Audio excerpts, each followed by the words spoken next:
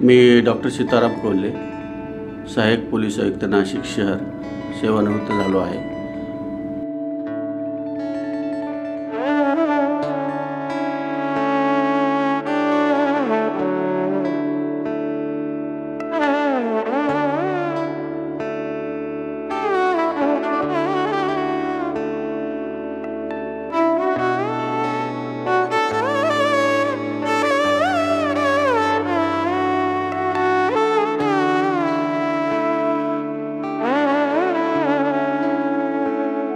दिल ने मेरे कहा यहाँ से ये सफर शुरू हुआ, कहाँ से कहाँ।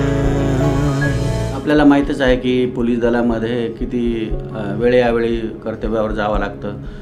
वेळेचं कुठलंही बंधन नाही, 24/7 आवर्सची ही कर्तव्य असतं। आपण कुटुंबासाठी, मुलांसाठी किंवा त्यांच्या मार्गदर्शनासाठी तितकाच आपल्याला वेळ देता येत नाही। आणि मी या जबाबदाऱ्या सांभाळताना, विशेष म्हणजे माझ्या पोलीस दलातील काम नखशिकांत 100% यशस्वी करताना मी समाजोपयोगी कामं देखील केली आणि माझ्या शिक्षणाची देखील मी उंची वाढवण्याचा प्रयत्न केला। म्हणजेच माझा बराचसा वेळ मी बाहेर माझ्या करिअरसाठी आणि पोलीस दलासाठी दिला।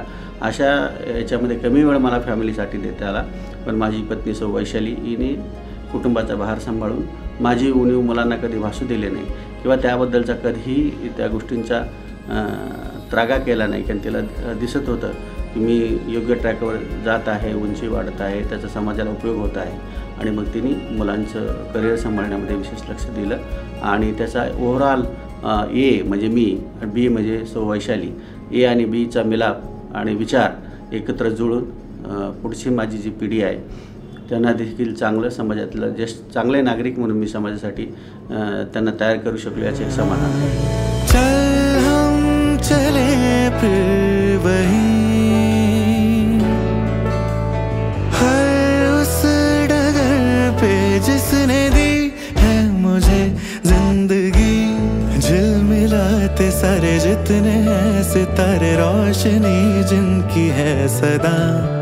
कूचे किनारों का, यारों सहारों का, कहता है मन इनका करे अदा। शुक्रिया शुक्रिया, दिल से शुक्रिया। हे जे सूचनेचा पासवर्ड हे पुस्तक आहे, हे पुस्तक लिहिण्याची संकल्पना मला कशी सुचली तर त्याच्यामध्ये मी सिंहावलोकन केलं आणि बऱ्याच प्रसंगांचा अभ्यास केला आणि त्याची जोडणी मी केली माझ्या जीवनाशी निगडीत।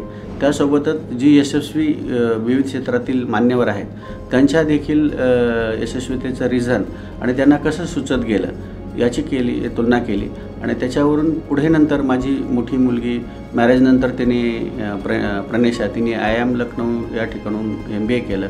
त्याच्यानंतर छोटी मुलगी वेलिंगकरमधून MBA केलं। मुलगा IIT खरगपूर इथून पासआउट झालेला आहे। तर ह्या तिघांचा यश असं उच्च प्रतीचं यश त्यांनी संपादन केलं।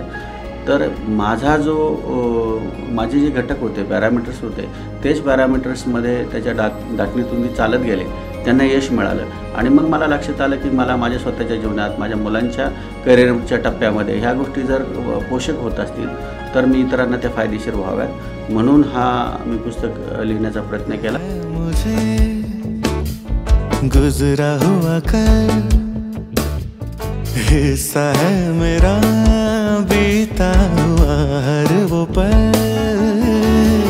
चल हम चले फिर वही, हर उस डगर पे जिसने दी रोशनी। सादगी भी बंदगी भी जिंदगी दी है मुझको, एहसास है कि मेरे पास है दिल में ये मेरे आज भी।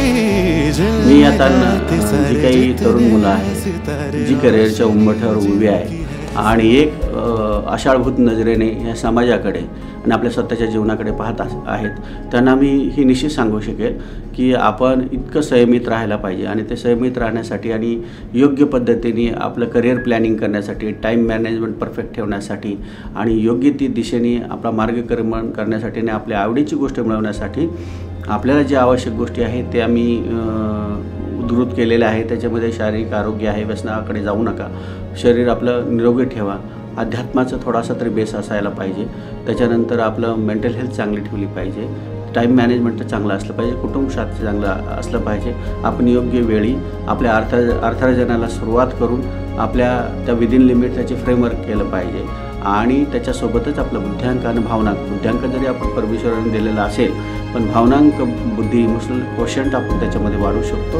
ह्या सगळ्या बाबीचा जर आपण नीट पद्धतीने आपण जर अवलंब केला, त्याची वारंवार उजळणी केली, सातत्याने त्याच्यावर लक्ष दिलं तर आपलं करिअर कुठलाही स्ट्रेस न घेता, कुठलाही आपल्याला त्यामध्ये कुठलंही कन्फ्युजन न होता आणि अशा वेळी सपोज कधी कन्फ्युजन झालंच तर मी त्या पुस्तकात दिलेलंच आहे की एखाद्याचं दुसऱ्याचं सूचना आपल्या फायद्याचं होऊ शकतं का, तर होऊ शकतं. कारण माझा मुलगा ज्यावेळेस त्याला कम्प्युटर इंजिनिअरिंगमधूनच त्याला डिग्री घ्यायची होती आणि त्याचं ज्यावेळेस त्याचा नंबर शिवपी पुणे येथे लागत होता गव्हर्मेंट इंजिनिअरिंग कॉलेजला आणि IIT खरगपूर येथे मात्र मेटलर्जी मिळत होतं. ज्यावेळेस आम्ही माहिती घेतली तर मेटलर्जी घेणारा सुंदर पिचाईसारखा विद्यार्थी कॉर्पोरेट जगतामध्ये आज जगामध्ये IT क्षेत्रामध्ये पुढे आहे.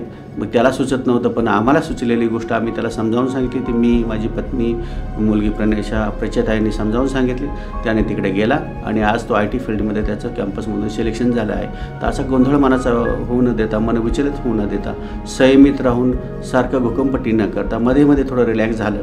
थोडा आपले जे आवडीचे छंद इम्पॉर्टंट आहे ते छंद जोपासणंसुद्धा. मला संगीताची आवड आहे, इतरांना संगीताचीच असेल असं नाही, पण जी काही आवड असेल ती जर वारंवार जोपासली आपली मेंटल हेल्थ चांगली होते आणि आपण यशाच्या शिखरावर पोहोचतो. त्यासोबतच नुसतं यश हा पाठ नाही तर समाजामध्ये स्थान निर्माण होतं आणि आपलं एक समाधान आपल्याला असं मी सांगू शकतो.